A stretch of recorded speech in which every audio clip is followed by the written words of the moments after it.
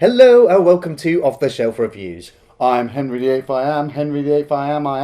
And I'm Gary. And today we're going to review and discuss Jacob's Ladder, which came out in 1990 by director Adrian Lyne.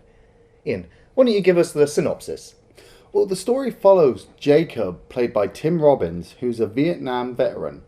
He's living in New York and is trying to deal with the post-traumatic stress that he came under while in Vietnam.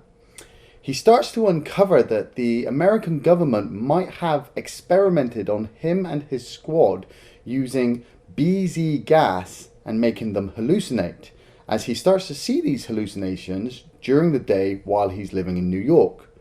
But as Jacob's investigation deepens, he starts to really question his own reality. Director Adrian Lyne has kind of got a track record for sort of psychological films. Right. You can only look at Fatal Attraction and 9.5 Weeks and Indecent Proposal before getting to this film, which is sort of the horror psychological aspects of relationships with that sort of drama. This is also from writer Bruce Joel Rubin, who was also the writer for Ghost, sort of dealing with supernatural biblical aspects of the afterlife here as well. Yeah. And this is a merging of these two, which is quite unlike anything else in cinema to date. People talk about this film as a horror film, and it's easy to see why, because this film is unnerving, and it is an exploration of pain and guilt. Yeah. The film stars Tim Robbins, who plays Jacob Singer, and we are introduced to him and his army buddies in Vietnam. And there's pretty much an improvised scene where they're sat discussing masturbation before they notice something in the tree line, and all hell breaks loose. But at the same time, some of these American soldiers are suffering from the ill effects of a drug, it would appear. At first you might think it was the marijuana that they were smoking, before realizing it might have been something put in their food. It's not really explained.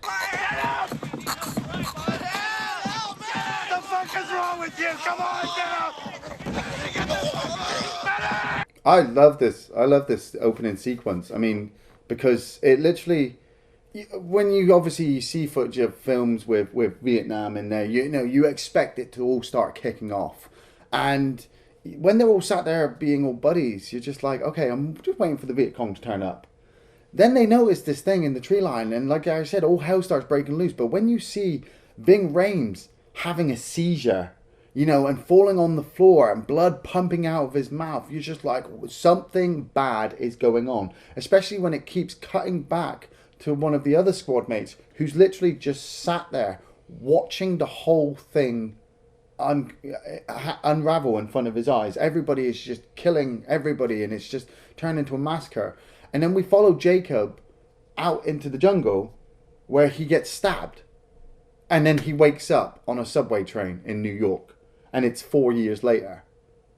And you're just like, whoa, that was a nightmare if I've ever seen one. Absolutely, and the film will continue to flashback to the Vietnam scenes throughout. But right now we're sort of left with Jacob alone on the subway train, and he explains that he slept too long and he's missed his station. Yeah, he's not alone. There's that weird old lady on there. It has the bug eyes and refuses to acknowledge him or even answer him. Do you know if we've passed Bergen Street yet? Bergen. I fell asleep. Eventually he gets off the train and watches the train depart, and it's that eerie feeling where you watch that woman sort of turn to look at him as the train goes off. It's very uneasy. And then we have Jacob wandering around this abandoned subway station, and the actual set was an actual abandoned subway station, which they sort of tooled up to make look the part. And I'm just going to bring it up now because it's going to happen throughout this review. The connections to Silent Hill. Because right now we're looking at Bergen Street, which is, of course, another street from the Silent Hill franchise, or the Silent Hill universe, which borrowed heavily from Jacob's Ladder. We'll look at some of those other things that Silent Hill borrowed later on. Yeah, I mean, Jacob starts to wander onto the tracks you know, and a train comes past and you see all those faces pressed up against the train, and you're just like, there is something not right with Jacob's world. He is seeing stuff that... It's the train driver as it goes past who looks like, you know, his face has been obscured. He looks like the Slender Man, who just gives a small wave. And it's just so weird. And it's a nightmare sequence in itself, especially when he's locked in the subway. You know, all the doors are chained, like Silent Hill. And he's on the tracks, and he's not sure which rail this train's coming down, and so almost looks like he's playing chicken with it at first before he dives out of the way. And for me, it was strange seeing that in film, because that is one of my recurring nightmares, is being stuck on a subway train with multiple lanes and this train coming at you. It's quite horrifying, and the film captures that really well. I just love the way the whole film is really quiet. Yes. He's living in New York. He's in New York in 1975. New York is the city that never sleeps. It is never quiet. The only time this place would ever be quiet is during the apocalypse, you know, and the world has been completely wiped out. So when you have this shot of this city skyline, and there's just no sound. There's not even any birds, and I'm like, that's really off-putting. I really don't like that. Jacob then manages to get back to his apartment and comes across his girlfriend, or his mistress at the time, Jezebel, played by Elizabeth Peña. And obviously you've got some kind of sexual tension going on there. You realise that obviously this isn't Jacob's proper relationship. He's left his wife and his children that he had with his wife for this woman. And, you start to fucking hate on him then. Well, I start to hate on him because I'm just like, I always see marriage as kind of a lifelong thing. And to find out that he's left his wife for this woman, you're just like, why? What happened? What caused this? I was immediately quite sympathetic with Jacob's character during this sequence. And it is really the first time that we get to see the guilt in Jacob. And he gets a collection of photographs from his past. And and he's enjoying all of these memories. And he obviously finds the picture of his son who had died in an accident. And he starts crying. And of course, with the fact that he went to Vietnam, came back a changed person, the fact that he's lost a son, usually it's going to put a massive strain on any relationship or in a marriage. Hopefully you hope they come together, but lo and behold, that for me is the reason why he's no longer with his family, because they just couldn't deal with what happened. We don't ever actually see that much of his wife or his other children in the film, so we are just left with Jacob here, who's now in a new relationship. I don't like things that make you cry.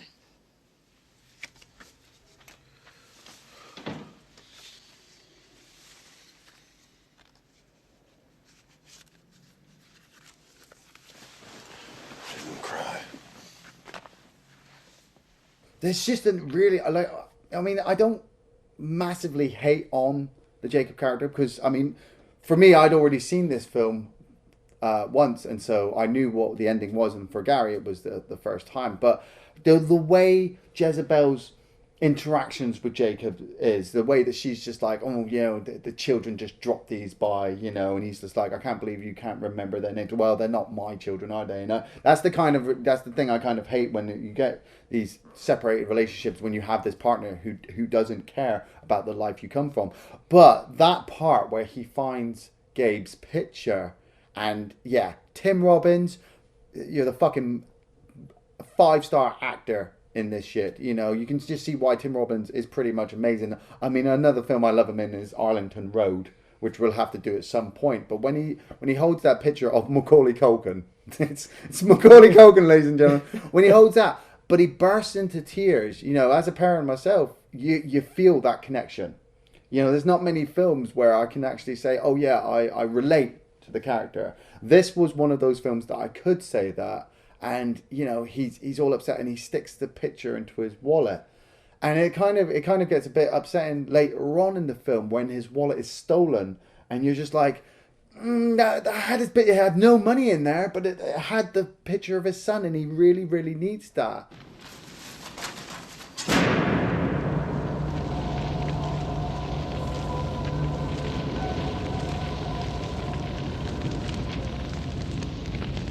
he starts to really bring up more and more references that you kind of think there's something weird's going on. Like when he goes to the chiropractor.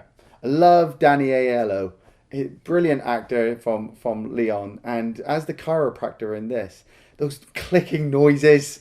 Oh, Well, it does. It makes you uncomfortable watching Jacob get put into these positions.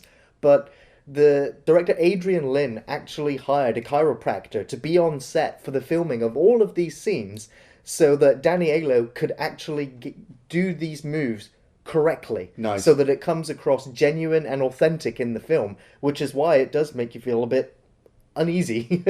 And it's just beautiful as well because it's his way of easing Jacob, making him feel comfortable. And every time it's like he snaps his neck to get his neck comfortable. And Jacob flashes back to Vietnam. And you've got a couple of squads turn up and finding him and saying, look, this guy's alive. So you start to piece together that the flashbacks are him, seeing himself being picked up and saved. And that's how it's come to this point where he is now. Yeah. Which is not a great place. Other than when he's with the chiropractor, which is pretty much his safe place, where he starts to feel good again. Yeah. He steps back out into the world, and he is soon chased by a car. Yeah. This random person steps out and says, hey, look out! And then he's chased by a car filled with demons and horrible faces once more. I did not like that horrible face. Oh, God.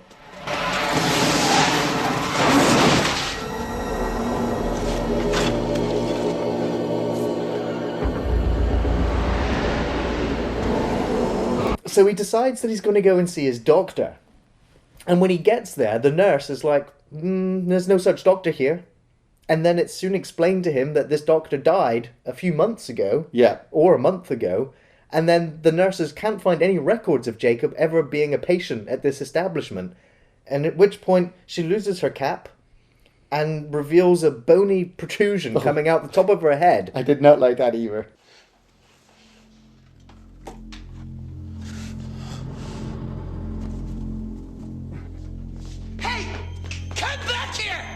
That is disgusting. Yeah. That made me feel ill just looking at that. And so he storms off and he runs off to where his doctor's office would be, and it's been replaced, and it looks like, a therapy session going on in there. Yeah. And he finds out that his hospital, his doctor friend, died in a car accident. So he soon meets up then with the rest of his Vietnam buddies. Well, he meets up with Otis from The Walking Dead first. True, yeah. Well, the character is called Paul, but he's played by the actor who would later go on and play Otis from The Walking Dead. And Otis, I keep calling him Otis. Otis keeps explaining to Jacob that Jacob is suffering from the ill effects of this experimentation that the American government forced onto the soldiers in Vietnam. Which is kind of important because up until this point in the film, we've been following Jacob alone, struggling in dealing with these paranormal delusions that he's seeing. These freakish apparitions, these demons and monsters. No one else is seeing them. It's just him. So he doesn't know whether he's having a psychological breakdown, whether he's having fits of hysteria. Yeah. But now that he's been told this, it kind of goes, okay. Yes. And this is kind of referenced right at the beginning of the movie when he wakes up on the subway station, when he's looking around and all of the posters around are all anti-drug campaign posters. Yeah. And so this kind of reinforces the point that this film is perhaps about, the medical experiments that the government performed on American Vietnam soldiers. Yeah. And what I think is absolutely brilliant is that the film balances that really, really well. It balances, because it does flash back many, many times to Jacob in Vietnam. He's on the helicopter and he's watching people getting fucking shot and killed. He's on a bed somewhere. There are people saving him. And then he's flicking back to New York. And so you sit there going, what is he seeing? But then when you get this extra evidence to say, oh, well, it's the American government, you go, right, okay, so it's all in his head. And so this is going to be a conspiracy theory movie where they try and figure out what happened. Especially when his buddy gets blown up by a car bomb.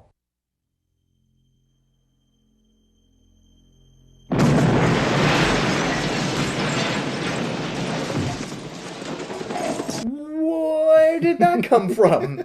You know, they have that moment where it's like, you know what, it's going to be okay. Now I have a friend, someone who I can confide in, someone who's going through what I'm going through. And it's just that weird moment where he bends down to pick up that coin. Yeah. That just gets sucked into the blast. And it's, you know, the timing of it all just seems slightly off as well. Yeah. And then the explosion. And again, this random strange person that was there to yell about the car runs forward to bring Jacob out of the explosion. Yeah. And then runs off again. Yeah, this guy would turn up. Like a guardian angel. Yeah, he turns up like a third time later on in the movie to fully explain everything to Jacob and say to him, look, you know, I was the one who made this drug. I was the one who told the government that this should not be released because it causes people to go apeshit, to kill each other and not the enemy. Yeah, he says that they experimented on monkeys and obviously the monkeys tore themselves apart. And then they thought it would be a good idea to experiment it on humans. And I think he actually says, I didn't think men could do that to each other. We put them in this courtyard and we fed them huge doses of the stuff, man. I mean, they were worse than the monkeys, you know? I didn't know men could do those things. And my mind raced. You know, I had flashes of Event Horizon. Yeah, that's what I was thinking. You know, men ripping other men's heads off and shitting down their necks and stuff like that. I mean, I don't want to think of it, but you know, if you look at how it works in the beginning, you know, the beginning sequence looked like an attack, but then when you get this revelation towards the end, you realize that the attack was actually just American soldiers attacking each other. Grenades, friendly fire, grenades and explosions and stuff like that. And you kind of sit there and you think, wow, Jacob was pretty lucky to get out of there. But suffering the psychological effects, you know, and seeing these hallucinations has pushed him to the breaking point. The chemist does explain that the drug was, he called it the ladder. Yeah. The ladder that took you straight down. And there is a deleted scene here where the chemist does take Jacob back to his place and offers him the antidote, the cure to the ladder effect, to take away all of the demons. Yeah. And the reason I'm bringing this up is because it is an interesting scene to look at. I think it's better taken out of the film, but it's worth looking at just because of the bizarre effect that is in this sequence. Jacob's laid down on the bed and he's given the antidote. Yeah. And the visions that he sees, the effect of it, of his face being contorted and blown back, this giant serpent-like monster creature pulling itself out through the ceiling. All you can see is these teeth and claws coming through it, and you're like, what is that? What the fuck? Because it's humanoid, but it's neither a demon nor a monster of any of which you could ideally label. Yeah. But it's just a fascinating sequence to watch outside of the film anyway. There is another sequence that was deleted from the film, which is a very bizarre sequence when Jacob goes to the bathroom. He goes into a men's bathroom, and there seems to be a homeless man cleaning his feet in the sink. Right, okay. And Jacob goes to the stall, and he sits there, and there's sort of a hole in the wall.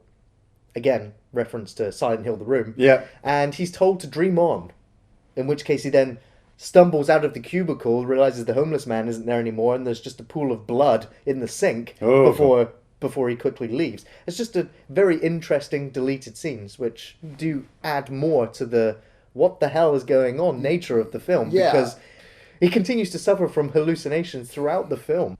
One of the most bizarre sequences is when his girlfriend Jezebel is like, you know what, I'm bored. You're boring me. You haven't left the house in however long. You need to get a life, get a grip. We're going to a party. Yeah.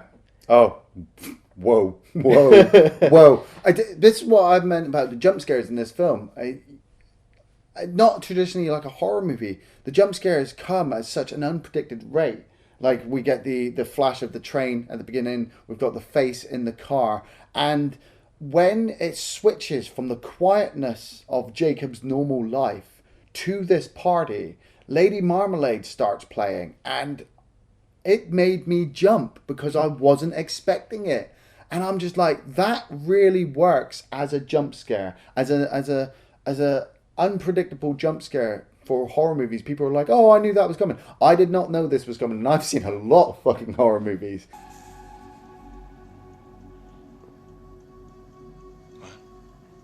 You love me?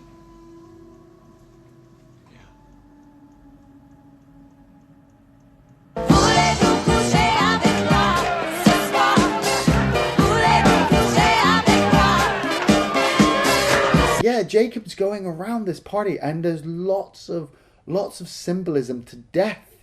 The first one, when he opens the fridge. Oh god, weird. And you just see that skull sat in there, and Jacob's just like, oh well, Yeah, just the usual fridge decorations. It's a bit weird, isn't it? Oh, and he finds the black bird in its cage. He comes across a black woman, a black fortune teller on the stairs, and she tells him that obviously, she's not really telling him his future. She's kind of telling him where he's come from, and then goes, oh yeah, by the way, your lifeline, yeah, you ain't got one. It ended. You're already dead. Yeah, and you're just like, okay, that's a bit weird.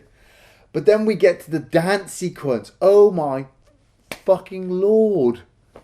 Jezebel tries to convince Jacob to dance with her, and Jacob, being kind of, a norm. He's kind of gangly and he's kind of awkward, and that's kind of what Tim Robbins sort of adds to the Jacob character. Yeah, he kind of says, oh no, I don't want to do this. So she starts dancing with some guy. But as the music intensifies and the flashing images starts to intensify, the guy that Jezebel is dancing with turns into a mutant bat thing and starts having sex with her on the dance floor to such a massive ending that his spiked penis comes out through her mouth.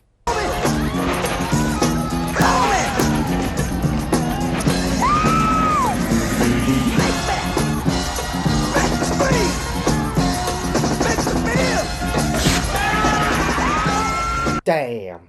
Yeah. That's some... It escapes words.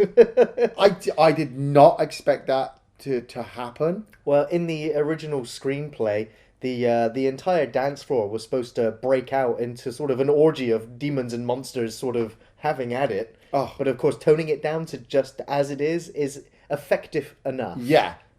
So, trying to deal with everything that's going on, Jacob's trying to put this conspiracy together, and so he regroups up with all of his Vietnam War buddies, who all also seem to have survived this, this incident, and they are all sort of explaining that, something is wrong. Something is not quite right. We're seeing people are following us, these deaths seem suspicious. So they go and get a lawyer, and so they try and bring the government down or expose this experimental drug, and a day later, Jacob gets phone calls from his other friend saying, we've pulled out. Yeah. We don't want to talk. And he's like, well, who spoke to you? Who stopped you? Who's convinced you to go otherwise?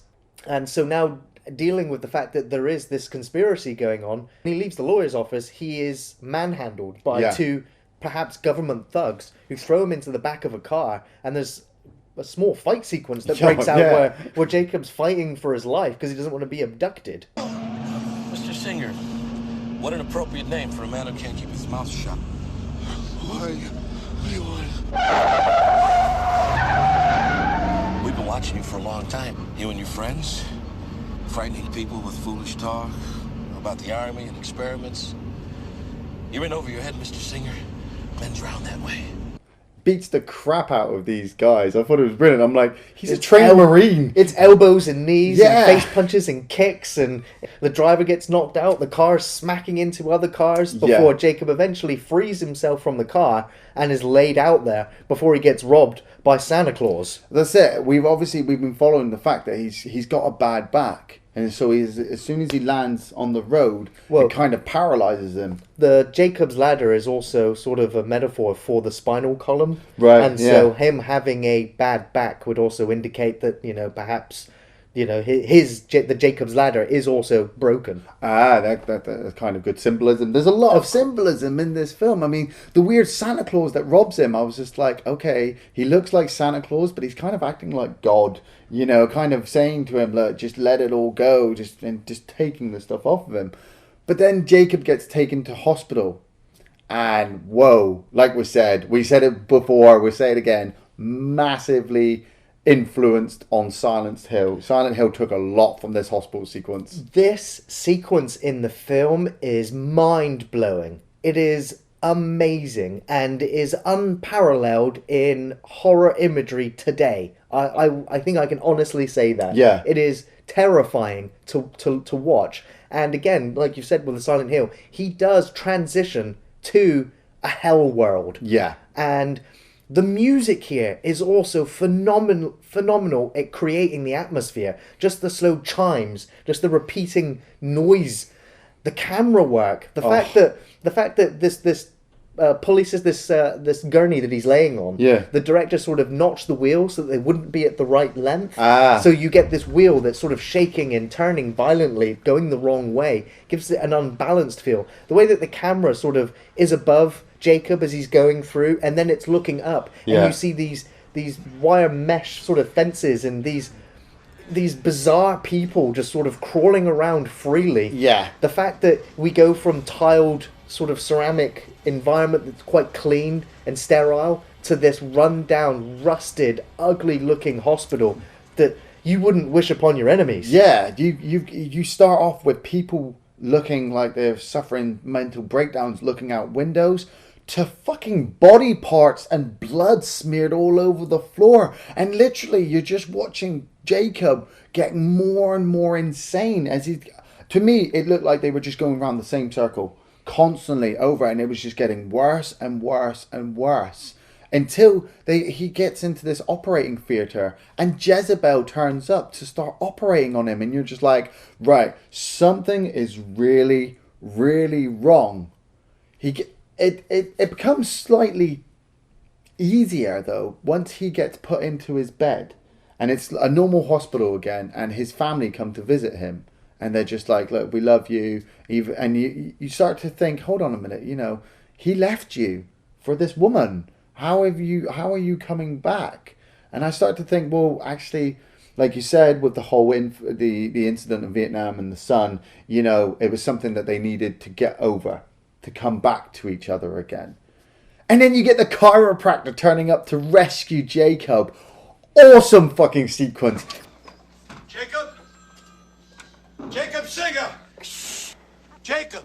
Sir, you're gonna have to keep your voice down. Where's Jacob Singer? He just starts walking in, starts yelling and shouting at people, looking at Jacob, and Benny's like, what is this, medieval torture? Get him out of here, get him out, get out of my way. And I'm just like, yeah, get the chiropractor, the guardian angel is here to save him. It's freaking awesome. It is a great sequence, and coming off the back of that horror, you kind of like, there's no way out for Jacob now. There's no way. He's got nobody really. He's going to be stretched up in this bed this entire time. Yeah. And then of course, he's taken back to the safety of the chiropractor's office where he performs, the right maneuvers and sort of crinks his neck and his back, and Jacob's on his feet again. Yeah. Not without the chiropractor giving some very wise words of wisdom to Jacob at this important time.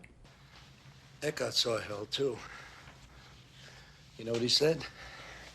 He said the only thing that burns in hell is the part of you that won't let go of your life. Your memories, your attachments. They burn them all away. But they're not punishing you, he said. They're freeing your soul. Which is now going to bring us to a spoiler discussion about the ending of the film. And I have to say now, if you haven't seen the film, I do recommend that you watch the film before listening to us discuss the ending. However, this is the sort of film that you can watch multiple times, and the more times that you watch it, the more symbolism, the more things that you're going to pick up upon that you weren't aware of before, now knowing the actual ending of the film. Yeah. So, without further ado, spoiler card.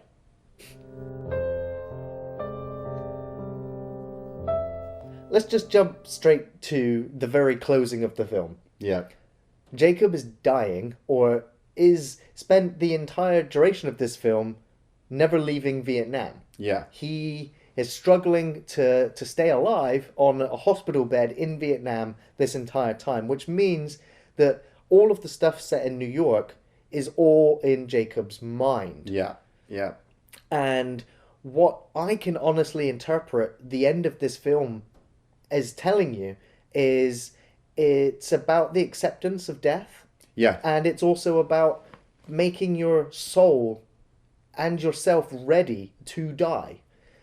The fact that the only way that you can really spiritually ascend to the afterlife or into energy or to however you wish to think of it, you can only do so after you have shed your mortal possessions, your attachments to physical things or the like. Yeah. And so and the film, a lot of people get really pissed off with this ending because they're like, oh, it was all a dream. Oh, he was dead the whole time. And it's like, yes, those are cop-out endings when they're not handled correctly. Yeah. Whereas this film is not so much a twist ending, is that all of the clues are there for you the entire time. Jacob is told that he is dead multiple times throughout the film. Yeah. There are clues to the fact that he is no longer alive throughout the film. And I love the chiropractor character. And you have this sequence where Jacob says, you are an angel. Yeah, you're like a cherub. You're like a cherub. And the chiropractor in the scenes explains to him that if you are ready to move on with into the afterlife, if you're ready to die, then angels will be there to surround you and help you along your way. Yeah. Although if you're still grabbing onto life and afraid and terrified to let it go, those angels will appear to you as demons. Yeah. And throughout the film, we have characters like the Jezebel character, who is obviously just another interpretation of his imagination, who is the one that's keeping him to life. She is the one who's telling him, get a new life, get a job, do something. Yeah, She's the one who's trying to keep him materialized. Yeah. Whereas you get other characters which are helping him move along. They're not expressly saying what to do, but they're being his guides. And the result of all of the dark and horrible imagery that's surrounding him is him not being able to let go of his guilt and his remorse over his life decisions. Yeah. And, all of the scenes, like, for instance, when Santa Claus literally robs him of his wallet, it's kind of like an angel taking away another earthly possession which he doesn't need anymore. Yeah, yeah. I love this. I mean, like I said, I'd already seen it before, so I knew that this film had I'm just going to say it, a Sixth Sense ending, But I'll go on record and say, for me, this film is way better than The Sixth Sense. Mainly because it's just the way Tim Robbins delivers Jacob. You're seeing him in the Vietnam sequences, you're seeing him in the New York sequences. And like Gary said, all the symbolism is there of them just saying, look, you just have to let go, And I love like I said, earlier in the review, I said, I kind of hated the fact that he cheated on his wife and moved out with this girl. It's kind of like a weird what if kind of motif. What if Jacob had survived Vietnam and gone back home? His son had died before he'd gone to Vietnam, which had left him heartbroken. He'd seen all this death and destruction in Vietnam. Would he have stayed with his wife when he'd come home? Probably not. He'd have probably pissed her off and pushed her away and gone into the arms of Jezebel. There's the sequence he has when the entire film is, usually when you die, your life flashes. Yeah. Your life that you've had flashes before your eyes. In Jacob's sequence, his life flashes forward in his eyes. Yeah. And there's a sequence where, whether it's a flashback or a flash forward or whichever, but in his mind, he has the sequence where he's with his wife and he explains to her, I just had this dream where I was sleeping with the male woman and that would end up being where his mind would take him to. Yeah. And that's what I mean. He had this imagery of, what if I go home? Or I'll probably just be stuck in New York living a dead-end job. Or maybe there'll be a whole mystery about the American government. Or maybe they torture us. It's little things like the guy who keeps turning up, saving Jacob's life. I think while Jacob's in Vietnam, dying or trying to hold on to life, that doctor is there, and Jacob is picking up bits of information as he's talking in the real world as they're trying to save his life. Obviously, as it starts to tick on, he more and more lets go to all these things up until the point where he lets go of the guilt. I feel personally he lets go of the guilt of losing his son Gabe. You know, like as a parent, you spend your whole life protecting them, and then this thing happens, and it's a really traumatic kind of image. It's so emotional, and the sequence where we're shown how his son died is very, I want to say, impactful, which is probably a bad choice of words. But yeah, I understand what you mean. You know, you see Macaulay Culkin standing in the middle of the road. He drops his cards. You kind of not want him to be there. Then the truck is running over the bike. But then as the film progresses, because this is quite near the end of the film, you see that it's kind of like Jacob's like, okay, I accept that happened. I can't change it. I can't go back in time and change it. I wasn't there. I can't do anything. And so it's just another thing. And I love it when he comes back to his apartment towards the end of the film. You know, he's got his army gear on, just like he was in Vietnam. He jumps inside the taxi. It takes him back to his apartment, and it's like a massive hotel lobby. Like it's saying, you know, you're going to be going up to the top floor like you're going to heaven. Are you ready? Yeah, I'm kind of ready now. You know, he goes up to his apartment, he sits down, he has a bit of a cry because, you know, he's finally letting go of everything. And there's all those little flashes of images. And then it seems to come back to the room, and the room seems to be brighter. The light just seems like to be he's brighter. been cleansed of his, you know, sort of his mortal life. Yeah. And it's a very beautiful, poignant moment when his son Gabriel comes down the stairs. Yeah. Or is sat there listening to a music box and sort of escorts Jacob up the stairs, assumably to heaven. And it's a great shot when we come back to him on the hospital bed in Vietnam. And he sort of has that sort of smile on his face, and the doctor says, wow, how peaceful does he look, but he put up a hell of a fight. And you know, his hell of a fight is the entire film while he's laying there. And it's, you know, again, a lot of people hate that ending. I think it works perfectly. The film was almost never made because of this ending. The studio that was going to make it said, rewrite this ending or you don't get the film. So much so that even Ridley Scott tried to get this film made amongst a bunch of other directors, and they just could not get the studio to budge on this ending. Before eventually another studio offered 25 million, which is a very small budget for this film, in order to get the film made, which gave Adrian Lyne, you know, free creative control over this film, including the final edit of the film, which just makes this just a masterwork. It really does. There is one more deleted scene that I think it's best deleted because it hammers it home completely with no questions asked, and that it's when Jacob comes back to his home and Jezebel's there, and of course she sort of disappears for the last sort of third of the movie, really, but she's there, and again it's another one of those bizarre twisted transition scenes where she sort of turns into a monster sort of thing. It's like very robed and strobe lighting. But eventually she pulls away her face and it's Jacob. And so Jacob is stood there facing Jacob. And so that there it punctures home that every single person that Jacob meets in this film is himself. They are extensions of his imagination. And so the whole world that he exists in is of his own, you know, his mind creation, battling whilst he's dying. And so that really just hammers home the point. Whereas having that scene removed, it does leave the whole ending open to interpretation a lot more as to what was going on and what happened and what everything means. I mean, I'd see it as, you know, he was stabbed in Vietnam, and he's battling to live, you know, like we all would in that situation. But you know, it's Vietnam. He was stabbed pretty badly. You know, he's not going to live, and so you know, it's just him generally letting go. And I'll admit when he sees his son on the step, and it's not even like a big massive hug, is it? It's like he just kind of lays his head down onto his son's chest because he hasn't seen him in such a long time, and I cried.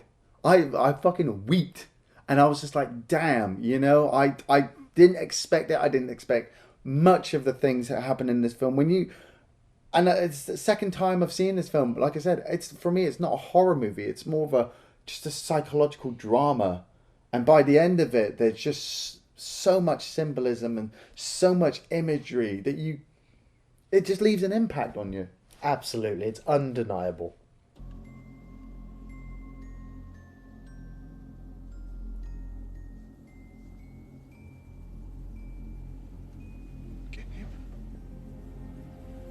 Hi, Dad.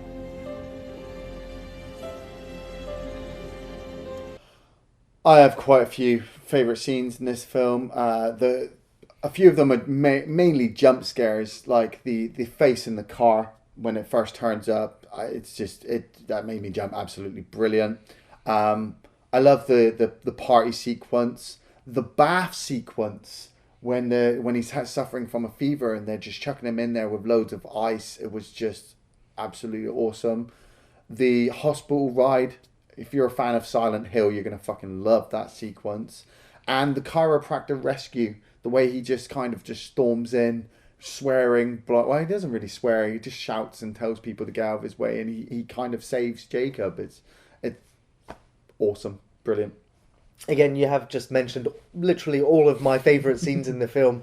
All of the Silent Hill references that you could just see that this was kind of like the textbook guide for the inspiration for the Silent Hill franchise. And it just upsets me so much then when you look at the Silent Hill movies, which it's inspired by the games which were inspired by this, and it's just like, no, this is more Silent Hill than the Silent Hill movies. And it's because the film is crafted so brilliantly. All of the sequences, I mean, other than the hospital sequence, which is the most memorable sequence in the film, I would say the best scenes are those between Jacob and Jezebel. I think the two actors do a fantastic job of making these characters believable, which almost trick you into thinking that this is reality. Because they do such a good job with their chemistry. There is one sequence which did make me jump, and that's when she's getting frustrated with him because he won't do anything. And her eyes turn black. Her eyes turn black and her teeth become pointed, and it's just like whoa. Anybody in there? Anybody home? I also just want to point out that the special effects in this film are fantastic. I mean, the writer intended that the monsters be more demon and angel-esque. Which would sort of highlight the battle between good and evil that's sort of going on in his conscious mind. Whereas the director decided to make them more human-esque and make them more vulgar sort of humanoid monster creatures. And I just want to say that all of the effects were done practical and on camera, which means there was no post-production whatsoever other than in editing, where, you know, for instance, the Silent Hill monster where its head is moving really quickly was filmed at like 4 frames per second and then sped up, so it just gives that horrifying, disturbing image. I don't like it. I don't like it, guys.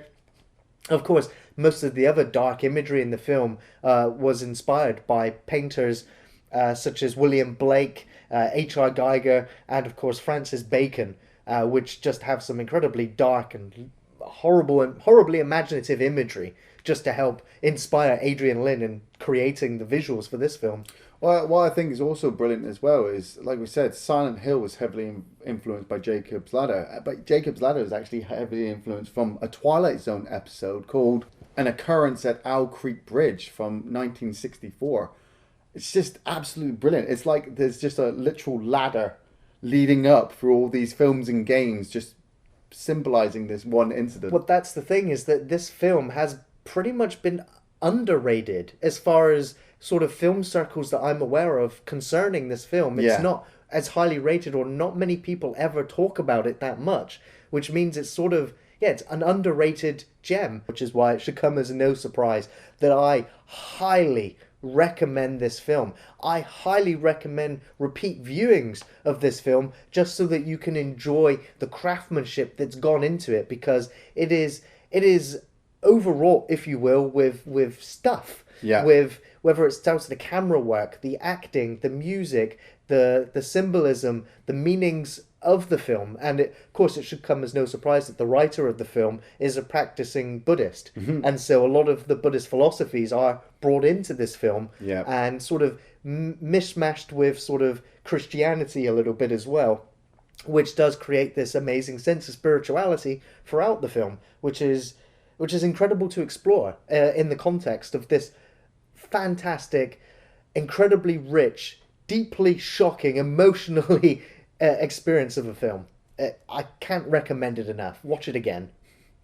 I definitely recommend this. I mean, if like I said, with the Sixth Sense ending, you might think, oh, I never need to watch it again. I never need to watch it, or I never need to watch it again. But like Gary said, and like I would say, there's a lot of stuff you'll spot in the background again and again as you're watching the film, and the evidence is there, and all the little details and all the things. Tim Robbins' performance is absolutely phenomenal. I love Macaulay Culkin's just little thing as Gabe. Just everything builds up to a point that you can fully relate to it. And as a bonus, if you like Silent Hill, it'll make you this film will make you want to just go back and play the first game all over again. Just try not to get the bad ending. Yeah, the scary little baby things.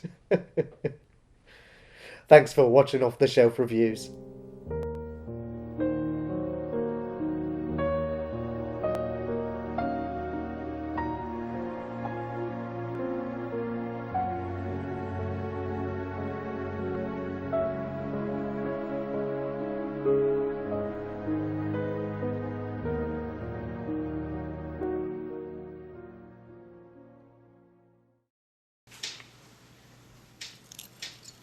He looks kind of peaceful, the guy. Put up a hell of a fight, though.